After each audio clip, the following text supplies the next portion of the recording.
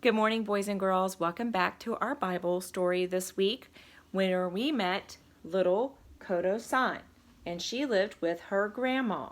And her grandma wanted to get some wallpaper, but they were too poor to afford any wallpaper from a store. Now, we also learned that Kodo-san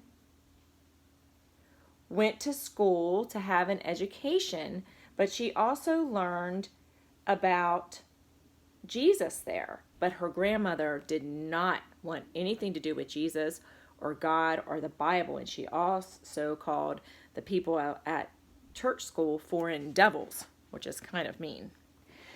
But Kodo-san and her grandma found a box of papers.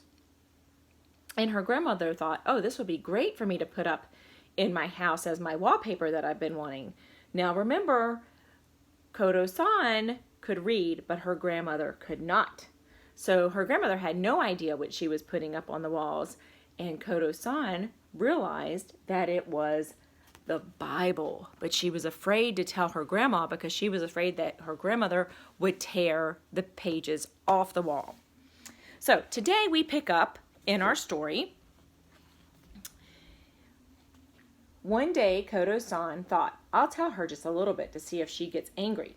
Grandmother, sometimes as I sit here drinking tea, the wallpaper talks to me. Talks to you? Why, what nonsense, child. She turned to look at the wall beside her. Who ever heard of wallpaper talking? But it does, insisted Kodo-san. Then what does it say if it talks to you? Grandmother asked unbelievingly.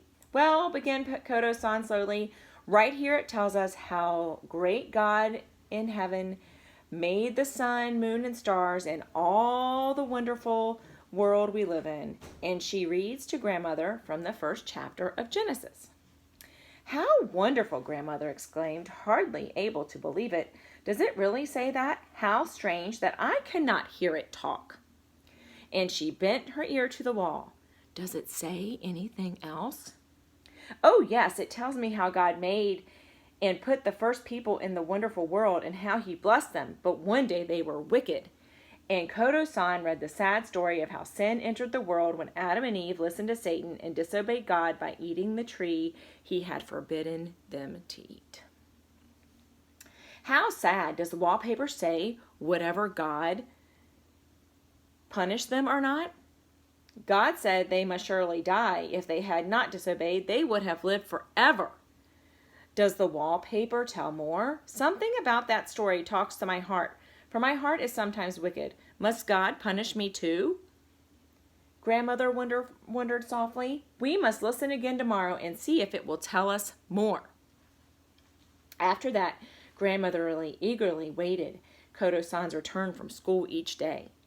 Soon grandmother learned the good news that God had sent his son into the world to die for all who had sinned against him. When she heard that God loved her and that she could accept his son as her savior, she trembled for joy. Could these wonderful words be true? So we will have to find out tomorrow what Kodo-san's grandmother does with the words that she now has in her head and in her heart. See you then.